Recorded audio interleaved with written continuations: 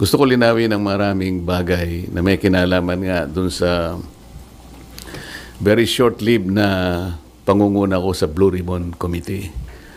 Halos 3 investigations lang yung ating natapos at nagkaroon na nga ng development at yun naman ay alam na ninyo. Ngayon, dahil nga dun sa mga pangyayari na yan, meron akong gustong mga issue na dapat ituwid. Gusto kong unahin yung tungkol dun sa punta nung Bryce Hernandez sa custodial investigation sa Camp Crame. Sapagkat kung alam naman ninyo, yun ay na-cite natin in contempt dahil nga sa tahasang pagsisinungaling niya, harap-harapan, ipinakikita na namin sa kanya mga dokumento, pati nga yung ginagamit niyang mga peking IDs na inisyo ng LTO. Pero ganun pa rin ang pagkakatanggi-tanggi niya. Napilitan kami na i-contempt siya at nailagay nga siya sa custody ng ating Sergeant at Arms. Kalaunan po nung ako po ay mapalitan na bilang chairman ng Blue Ribbon Committee, ay bigla nga pong hiniram yata si Bryce Hernandez ng ating House of Representatives. Ngunit nalaman ko na hindi naman siya ibinalik sa dating legal custody na dito nga sa ating Senado. Ang tinatanong ko po sa ating Senate President, naging kondisyon naman ang pagpapahiram niya yung madalian at ligtas na pagbabalik kay Bryce Hernandez pagkatapos ng hearing. So tinatanong ko lang naman po siya, bakit naman nanatili siya sa custodial center ng Camp Crame? Ang sagot po niya, alam na rin po ninyo, yun ay request ng Speaker ng House of Representatives. Na sa tingin po namin ay hindi naman yata tama sapagkat ang legal custody nga ay sa Senate. Ang sabi ko ay mukhang may sablay doon sapagkat muna yung kondisyon na ibinigay mo hindi tinupad. Pangalawa, kapag yun ay pinanatili mo sa Quezon City, sangayon na rin sa kanyang declaration, natatakot siya na pag ibinalik siya sa Senado, manganganib ang buhay niya. Parang binibigyan natin ng credence. Parang pinaniwalaan natin siya. Sa mga tweet, pagka siya'y nagsasalita rito sa Senado, parang hindi siya pinaniniwalaan. Pag nagsalita siya sa House of Representatives, tiwalang-tiwala ng kanyang sinasabi, puro totoo. Samantalang, puro sa kasinungalingan din naman ang kanyang sinabi. At nung kami magkaroon nga ng konting huddle nung bumaba siya sa session hall, sinabi ko sa kanya, Mr. President, dapat naman sana nakonsulta mo naman ako kung siya ay tuluyan mong ilalagak sa pangangalaga ng custodial center ng Quezon City. Bakit ko naman gagawin? Sabi niya, ako naman ang Senate President. Nakalimutan po niya na meron po tayong tuntunin sa Blue Ribbon Committee. Ito po ay nasa Article 6, Section 6, Paragraph C ng rules ng Blue Ribbon Committee. Kailangan po malaman ninyo. Ang sinasabi po ron, yung witness na cited in contempt may be ordered to be detained in such a place as may be designated by the committee alone. Meron pong option doon or with the concurrence of the Senate President. Sa mga tweet, yun lamang designated place by the committee alone, sapat na yun Kaya ko sinabi, dapat kinonsulta mo ko. Kaya lang, sabi niya, napalitan ka na Bakit pa kita kukonsultahin? Hindi po Nung kinumit niya sa Quezon City Custodial Center, na-monitor ko sa bilyonaryo at sa ibang mga pahayagan, Inquirer, mga 2:15, 1:30 to 2:15 p.m. ang nakalagay sa mga dyaryo. For the record, nung ako po napalitan is about 5:24 in the afternoon. So ako pa rin ang chairman. So gusto ko lang linawin yun. Ang pangalawa po rito ay yung aking sulat sa DOJ na bilang nananatiling chairman noon ng ating Blue Ribbon Committee, nirekomendo ko po na siya ay makapag-apply sa Witness Protection Program. Sangayon po sa Republic Act 6981. Kasi po sinasabi rin po sa Section 4 na sinasabi na sa kaso ng legislative investigation in aid of legislation, yung witness po, upon his express consent, ay pwede siyang ma-admit into the program upon the recommendation of the Legislative Committee where his testimony is needed. So yun po yung aking ginawa. Ibig sabihin, lahat po ng aking ginawa na aksyon ay naaayon naman sa batas na umiiral. Provided that the recommendation is approved by the Senate President. Hindi nga po niya inapprove, kaya po yun ang tinanong ko sa kanya noong September 9 na po yata yun na nagkaroon kami ng session. O September 10 na po yata yun. Ang sabi niya, kaya hindi niya inapprove, nabasa niya yung sinabi ng SOJ na kinakailangan ng mga diskaya ibalik nila yung kanilang nakuhang hindi kanila. Yun ang magiging policy ng DOJ para sa ganon ay ma-approve yung kanyang aplikasyon under the WPP. Nagtaka nga po ako kung bakit ganon ang sinabi ng ating SOJ sapagkat Linggo, isang araw bago pasimulan natin yung pangatlong investigation, nagkausap po kami. Pati yung kanyang deputy undersecretary, ang pangalan ay Jojo Cadiz. Nakausap ko yun ng mga ilang araw, siguro Biyernes hanggang Sabado. Sinasabi ko sa kanya yung maaaring merong lumabas sa mga contractors na kasangkot dito sa aming pag-iimbestiga sapagkat nagpapadala sila ng feelers na maaaring may magsabi and they will come into the open. So I was looking at the possibility of granting them provisional immunity. Ang sabi naman nung Yusek Cadiz, mabuti po kanya i-repair ko rin sa ating SOJ. Sabi ko, tama-tama yan. Hanggang sa araw nga ng Linggo, nagkausap kami personal. At tahasan niyang sinabi sa akin, pwede yan, sabi niya sa akin. Alam niyo naman, si Secretary Boying Rimulya, matalik kong kaibigan yan, matagal kami nagsama sa House of Representatives. So pinanghawakan ko yung kanyang sinabi sa akin. Alam mo naman kanya, ang Senado ay kabatakan natin yan, lalong-lalo na sinusulong natin yung Whistleblowers Act. Sige, kanya, panindigan natin yan. So matibay po yung aking paniwala, malakas ang aking loob, kaya sumulat nga ako at inirekomenda ko nga na siya mapa sa ilalim itong mag-asawang diskaya sa Witness Protection Program. So ako'y nalulungkot kung bakit ginawa yon. Nagpahayag ng gano'n ang ating Secretary of the Department of Justice. At yun naman ang ginawang basihan ng ating Senate President na hindi nga niya pwedeng pirmahan yung aking sulat. Alam po ninyo, sa tamang pagkakataon, I'm going to confront the Secretary of Justice kung bakit niya sinabi yun. Sapagkat malinaw naman po sa batas. Ano po, kung titingnan po ninyo yung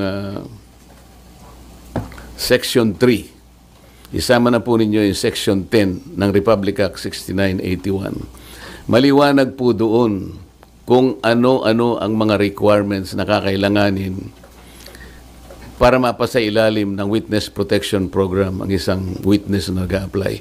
Hindi po kasama doon yung restitution na kanyang binabanggit na magbabalik ka pa ng kung ano-ano sa gobyerno. Unang-una po, nasa pag-iimbestiga pa lang po tayo eh. Kanino kukunin at paano i-determine yung halaga na ibabalik ng mga diskaya kung sakasakali? Wala po sa tuntunin ng batas. Ang ilan po sa mga requirements kung bakit ka magko-qualify sa witness protection. Yun pong offense na kung saan kakailanganin ng testimony is a grave felony. Ito po kasi ay inaharap nila dito kung sakasakali ay plunder. So grave po yun eh. Yung testimony po ay substantially corroborated in its material points. Sinasabi ng mga diskaya, meron po kaming dokumento eh. Dapat sana tuntunin nila. Meron po kaming mga ledger. Hindi naman nila inahanap kung nasa ng mga ledgers. Dapat yun ang tanongin nila sa mga diskaya. Ang miyembro niya, siya o ang miyembro ng pamilya up to the second civil degree by consanguinity or affinity ay nasa threats, tinatakot. Maaari silang mamatay. Maaari silang puwersahin, takutin. Ito po yung mga requirements lang eh. At hindi siya law enforcement. Sa Section 10 ay sinasabi rin ang walang ibang direct evidence na maglilink sa mga iba. Kaya kakailanganin mo ang kanyang testimony. Isa sa requirement yun eh. Na sila ay they are not the most guilty. At hindi pa sila na-convict ng krimen involving moral turpitude. So makikita po ninyo rito, yung restitution na sinasabi ng Secretary of Justice, na yun naman ang pinagbasihan ng Senate President, hindi po kasama sa requirements para lang ikaw ay makapag-apply under the Witness Protection Program. Bakit po bumaligtad ang Secretary of Justice? Ngayon po, sinasabi ni Senate President, nagmamadali daw po ako na mabigyan sila ng Witness Protection Program. Yun po yung sinasabi ng batas eh. Pag hiningi nila with their consent, sapagkat nanganganib ang buhay niya, hindi ka magmamadali. Ilalagay ko po ba sa kamay ko ang kaligtasan ng mag-asawa na yun? Sila po ay nagkusa, gumawa ng salaysay.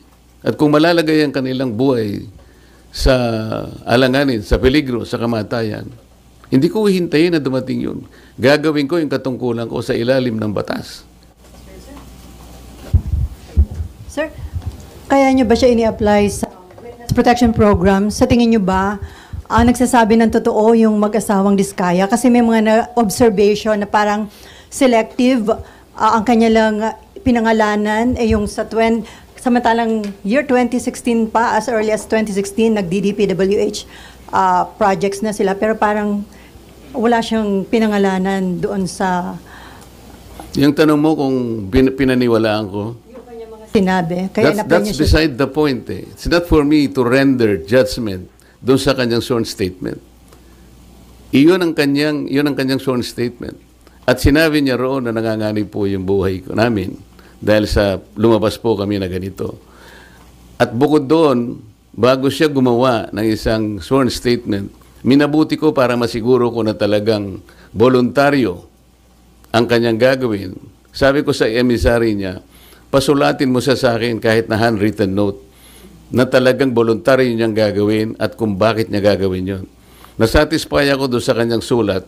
Kaya sabi ko, sige, sabihin niyo sa kanila, gumawa sila ng sworn statement. Hindi para sa akin na i-judge yung sworn statement.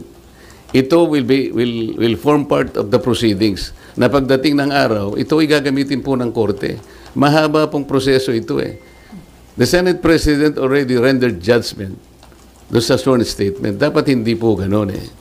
Wala po kaming karapatan husgahan ang sworn statement ng isang taong gustong magpahayag ng kanilang saloobin. May kinalaman sa pag-iimbestiga nito. Pero sir, yung decision nyo na gawin siyang state witness... Hiningi po niya yun. At nasa batas po na kinakailangang ibigay sapagkat nanganganib nga yung buhay niya sang-ayon sa kanilang pahayag. Nakikita ko rin po, sa tahanan nila, pinagbababato sila.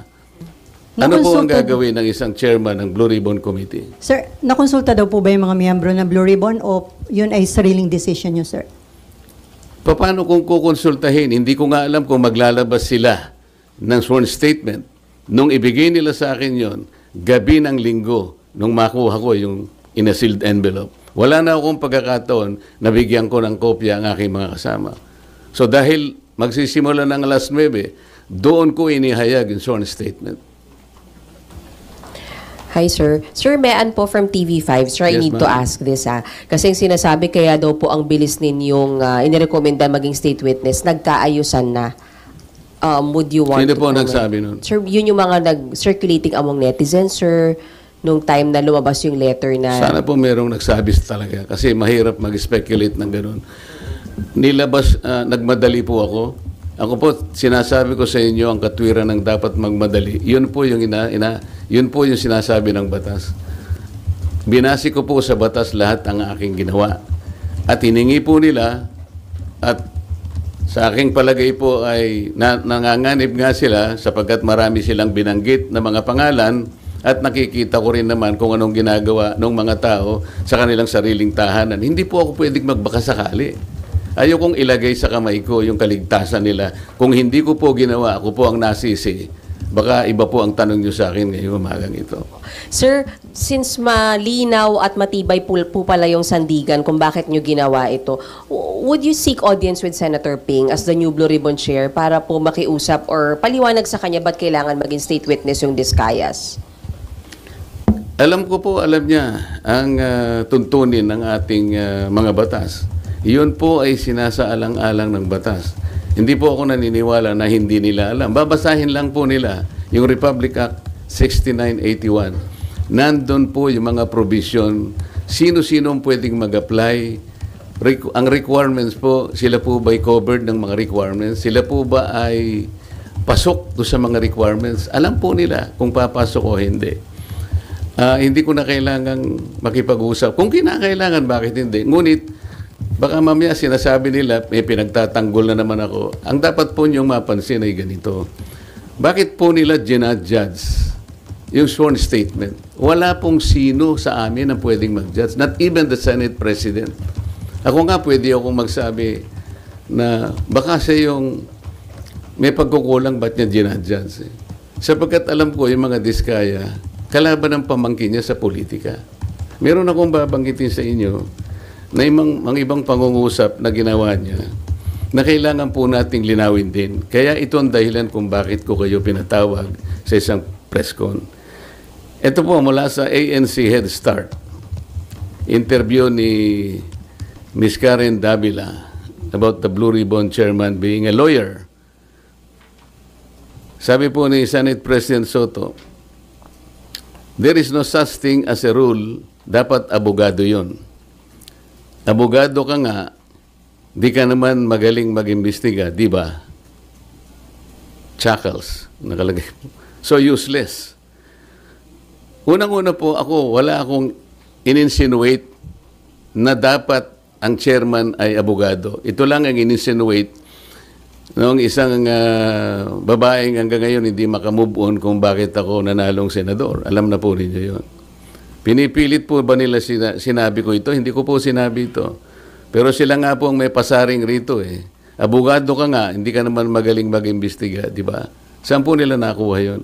Sino po ba yung magaling? Bakit tayo magkukumpara? Ito po po sinabi niya, September 10, 2025, sa totoo lang, 1PH, Job Francisco, Chicky Vergel, Cheryl Cosim, SP Soto, may suspetsa na kami na inedit yung affidavit ng Diskaya. How can the Senate President say this? What is his basis for doing this? This is a serious charge. Sino po ang nag-edit? Ako po ba pinatutungkulan niya? Sir, isa na lang from my end. Sir, yung doon lang sa Camp Crame, sabi nyo sablay na binalik doon si Bryce, pero ngayon nasa Pasay City Jail, you're okay with that, sir? Alam mo ako, hindi ako pala away eh. Ang gusto ko lang kasi, the processes of the Senate and the integrity of the inquiry will not be compromised. Ang legal custody nasa Senate. Ang kondisyon na binigay ng Senate President, ibalik sa Senado. How come nag-relent siya sa request ng Speaker of the House of Representatives?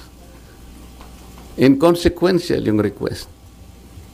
The House of Representatives has nothing to do with the custodial authority of the Senate. Magko-compromise tayo. Ngayon, nung sinabi nila na okay na ba sa'yo, nailagay na lang natin sa Pasay City. Para sa akin, okay na rin. The Senate is under the jurisdiction of Pasay City.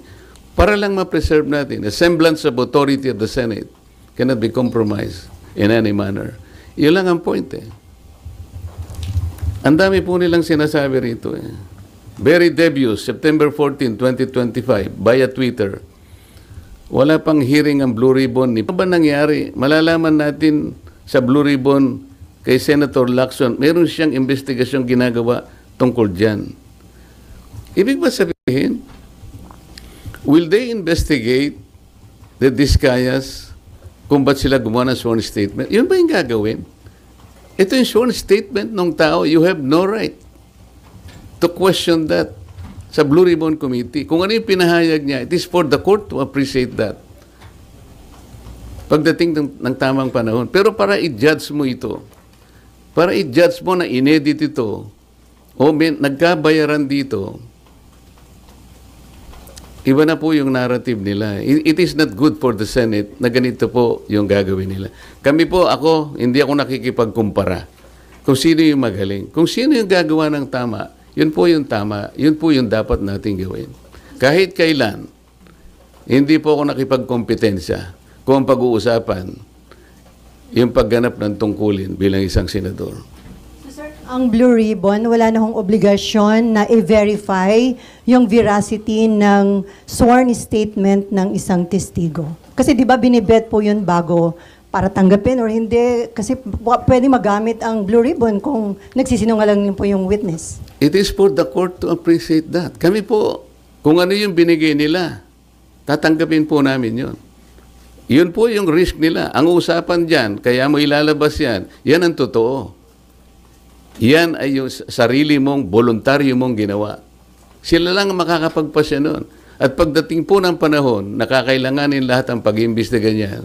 Sa tamang panahon, ang korte lang pong magbe-verify yan. Haharap sila sa korte. Ang korte po ang makapagpapatunay. In the final analysis, the court will be able to determine kung tama o hindi yung kanyang sworn statement. Marami pong paraan para yun po ay malaman natin. Pero hindi po ang Blue Ribbon, kasi po ang Blue Ribbon, kung titingnan po niyo yung tamang direksyon niya, in aid of legislation lang po ito eh. Pagdating ng araw, yan pong mga prosecutorial actions na yan, sa korte na po lahat pupunta yan.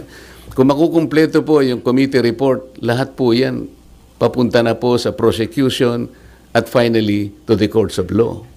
Pero sir, kahit in aid of legislation, hindi ba may obligation kayo na alamin yung kung totoo lang, kung yung mga sinasabi ng mga witness, di ba? Paano po namin, paano ko alamin? Sasabihin ko sa kanya, mali itong ginawa mo. Kami nga ang naging carrier sa kanila para lang tulungan ng Estado, para tulungan ng gobyerno. Kung ano po yung nalalaman ninyo, kasi hindi namin lahat magagawa ito. Kaya nga mayroong witness protection program.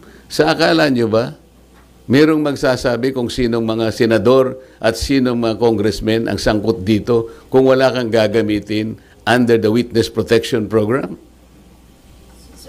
Sir, So sir, paano yung in aid of legislation kung makakuha kayo ng informasyon na mali naman pala? Ang in aid of legislation po, ang tinitingnan namin, yung sum total po ng pagsasabi nila at pagdedeklara nila before the committee. Halimbawa po ngayon, para ipakita ko lang sa inyo, ano na po ang naisip naming legislative measures. Sa 3 hearings po na nagawa ng Blue Ribbon Committee, halos 14 na po na legislative measures ang aming naiisip na i-propose. Unang-una, amendment to the Procurement Law, Republic Act 9184 as amended by Republic Act 12009. Ano po ang gagawin doon? Yung transparency and monitoring po, lahat ng mga magre-require ng digital geotagging, drone monitoring at satellite validation, kailangan na meron na po yan. May accountability and sanctions. Merong risk management na amendment po nitong ating procurement law. Number 2, amendment of the anti-graft law. Ito po ay mag-i-include ang additional penalty, perpetual blacklisting in case of corporations or entities involved in corrupt practices or plunder. Number 3, amendment to the contractor's licensing law. Ito ng PICAB. Isasama dyan ang divestment requirement, conflict of interest, provisions and penalties. Ito po, yan. Number 4, amendment to the witness protection law. Dito pa lang po kailangan may amendment na po Number 5, amendment to the AMLA. Nakikita po ninyo pati yung ating mga casino ginagamit na laundry areas na po yan. So mandatory na pre-award betting ng contractors, subcontractors for government infrastructure projects exceeding 50 million. At marami pa po ito. Amendment to the Securities Regulation Code, RA 8799. Marami pong dapat na ayusin dyan. Katulad po ng mga yung Securities and Exchange Commission will require sworn ultimate beneficial owner in declaration to set up beneficial ownership verification and blah blah blah, pati yung PhilJeps allowing SEC to coordinate with DPWH and PICAB. Number 7, ito po yung False Claim Act. Ito po yung writ of quitam na pwedeng gamitin ng isang ordinaryong tao ang kanyang power na siya na mismo ang maghabla. Dahil sa nangyari po na lalong lumaki po yung problema natin sa corruption. Imagine po ninyo, panahon ni Napoles, 10 billion lang ang pinag-uusapan natin. Anong nangyari po? Naging amateur po si Napoles. Ngayon po, 100 billions na po ang kinukulimbat sa ating kabangbayan. Kaya kailangan na po lahat ito. Number 8, Whistleblowers Protection Act. Susuportahan po natin ito. Number 9, Heavy Equipment Registration and Leasing Act. Number 10, kailangan meron po tayong Flooding Integrated Master Plan Act. Number 11, i-amend po natin ang Ombudsman Act kasi wala siyang masyadong ngipin. Halimbawa, i-amend natin ang Section 15 to include recovery or consideration made to any government official or employee regardless of the nature of their position, whether appointed or elected. Ito po yung isa pang maganda. Amend Section 21 that despite exception to the disciplinary authority of the Ombudsman, a recommendation for immediate action shall be made by the Ombudsman to the appropriate Ethics Committee in cases involving members of Congress upon establishment of the sufficiency of the complaint. Kasi sa present law ng Ombudsman, hindi po kasali ang members ng Congress. Number 12, amendments to the Government Auditing Code. Yung COA, wala pong ngipin ng COA Kung titignan nyo, Presidential Decree 1445, ang sinasabi dyan, kailangan preventive ang audit. Paano kayo makakapag-prevent po ng pagnanakaw sa mga ating mga projects at sa lahat ng gawain kung post-audit lahat? Na nakulimbat na yung pera. Pagkatapos mag-audit siya, post-audit, sasabihin niya, notice of disallowance. Nakakita na po ba kayo na pagkakataon o kahit anuman, sa lahat ng notice of disallowance na inisyo ng COA, maliban lang so nag-volunteer na magsoli ng paunti-unti, yung malakihan po na notice of disallowance, meron pa pong napakulong, meron silang nasingil. Meron po ako na monitor 100 billion sa SBMA, naging final and executory, umabot ng Korte Suprema. Final and executory. Hindi pa po nakolekta ng COA hanggang ngayon. Walang kang ngipin-ngipin. Ito po yung gusto naming gawin lahat. After 3 investigations, pati Civil Service Commission po, kailangan po nating i-amend na yung sinasabi ng 6713, yung Code of Conduct and Ethical Standards of Public Officials. Halimbawa po yung Section 8. Lagyan natin ng provision that the public has the right to know the assets, liabilities, net worth, and financial and business interests of any public official or employee, including those of their spouses or unmarried children under 18. Ito pa po importante dyan. However, public access of these SALN documents remain limited. Sa ngayon, kaya pinopropose natin that the SALN of members of Congress be made available to the public through the official website of the Senate and the House of Representatives. Para sa ganun, makuha nyo na kagad, hindi susulat ka pa. Kung ayaw niya, hindi mo rin makukuha. Very, very limited ang access po ninyo. Pang-14, i-abolish po natin yung River Basin Control Office. Ito po ay parkingan po ng mga pinopload na mga opisyales na wala namang ginagawa. Isipin po ninyo, 2006 nagawa itong opisinang ito under the DNR. Siya ang dapat mag-integrate ng ating 18 existing river basins in this country. Wala silang nagawa kahit isa. Puro pangwawaldas lang ng sweldo. Nagsusweldo na walang ginagawa. Ito po yung gusto namin gawin. After 3 hearings, 14 na po ang measures na naiisip namin na dapat nating isulong para sa ganun itong mga nangyayaring ito. Kahit papano, ma-address na po nating lahat. Sir, may sinasabi po si Senator Ping na imbes na WPP, why don't we consider legislative immunity daw po muna para pwede pa rin mag-tell all the Discayas and other witnesses pero hindi magagamit to laban sa kanila. Sayang naman yung batas, di ba? Ba't natin ginawa yung batas kung hindi natin? Okay lang yung sinasabi niya, pero ito batas na ito eh. Wala namang kasiguruhan yung legislative custody. Samantalang ito batas na umiiral, ba't hindi natin paganahin? Nabanggit niyo po kanina na hindi na po saklaw ninyo trabaho yung pag-determine kung nagsasabi ng totoo o hindi yung witness. Then bakit po na contempt si Bryce Hernandez tsaka yung iba pang witness before? Tingin ng mga senador hindi nagsasabi ng totoo. Kasi yung kay Bryce Hernandez, meron kaming dokumento na binigay mismo ng Okada. Yung ipinatalo niyang pera, napakarami. Merong 14 million, merong 15 million. Tapos meron siyang ginagamit na isang ID na inisyu ng LTO. Litrato niya pero ibang pangalan. So, sinasabi namin, hindi ba ikaw ito? Ito yung ipinanalo mo, ito yung pinatalo mo eh. Wala po akong alam dyan. Hindi ko po pera yan. Kapag ako po yung naglalaro, ang nagbibigay po ng pera yung boss ko, yung Alcantara. Ito yung pambabastos na sa harap namin. Nandito na yung katwiran eh. Yung kay Diskaya, lumabas siyang mag-isa.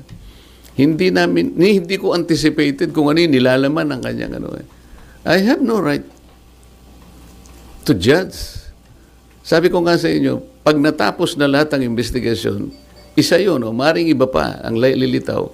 Sa korte na po, gagamitin po lahat yun. And the court is the proper place para i-determine po yung veracity or otherwise nung kanyang paglalahad. So, what do you make of the allegation of Bryce Hernandez na may mga senador na tumanggap din po ng kickback from the flood control projects? Ang pagkakaiba kasi, ayokong i-judge din yun. Ano? Ang sasabihin ko lang sa inyo, nung lumabas yung mag-asawang Diskaya, it was in response doon sa aking ipinload nung second hearing na, kayo po, tulungan nyo kami. Baka gusto nyo magsabi na ng totoo, ang may papangako namin sa inyo, merong tayong batas na maaaring mag-cover sa inyo. You take advantage of this. Isipin po ninyo kako sapagkat maaring maharap kayo sa plunder kung sakasakaling dumating ang panahon, ito po ay may latag lahat sa korte. Baka po kako maging maganda para sa inyo. Walang madali. Pare-parehong mahirap to. Ngunit makakapamili kayo, maaring makaiwas kayo sa criminal prosecution. Maaring ang gawin na lang ng gobyerno ay civil liability na lang. So, in response to that, parang in-explore naming possibility, may lumabas nga. Ito nga yung Diskaya. Ang totoo nun, mayroon pa nga gustong magsalita pa, pero ang sabi ko nga sa kanila, mag-unahan kayo. Kasi kung halimbawa, ma-establish na namin na ito'y sapat na, hindi na namin kailangan yung iba, di ba? Kasi isa sa mga requirements ay yung masasubstantiate yung mga in material points, lahat ng mga premises. Kung na-establish na halimbawa sa magitan nito, kalabisan na yung iba pa. Kaya namin pinload yun. Ngayon, yung paglabas ni Diskaya, wala siyang, hindi siya under custody eh. Di ba? So, inaakala namin, voluntary talaga. Tsaka sumulat siya sa akin, talaga bang voluntaryo? Inamin niyang voluntaryo sa sarili nila na gumawa ng pagsasalaysay. Samantalang si Bryce Hernandez, under sa custody na siya ng Senate eh.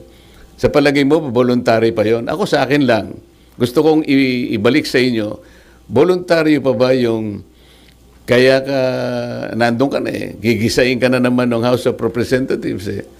At meron ngang mga nag-text sa akin na mga ibang tao na tumutulong sa ibang mga partido. Meron daw mga congressman doon na nagsabi o nagsasuggest, maglaglag ka na rin ng mga senador para hindi kayo makontempt. So, malalagay sila sa pressure eh. So kung tatanungin mo ako, palagay nyo ba kapani-paniwala? Hindi ko alam. Pero kayo ang makakapagsabi, alin ang mas magandang sworn statement? Yung hindi ka pa under custody o yung under custody ka na? Doon masasalamin mo ngayon kung alin ang mas voluntaryo. Alin ang mas totoo. Sir, hindi ba, Senator, mahalaga din yung ma-determine yung credibility ng isang nag-a-apply na witness? For example, itong Diskaya, si Sara Diskaya, puting asawa niya, they have been denying before that they own more than one company. Sabi nila yung Alpha and Omega lang yung kumpanya nila. Pero later on sa Blue Ribbon, inamin po nila na siyam yung pagmamayari nilang kumpanya. Alam mo, yun nga ang korte nang magdidetermine nun later on. Kami, nahangga lamang kami doon sa paggawa ng batas sapagkat ang aming direction is always in aid of legislation. Gusto kong malaman ninyo, there is a distinction between police investigation at saka yung investigation in aid of legislation. Ayokong magbigay ng insinuation dyan, but hindi ako marunong sa police investigation dahil hindi ako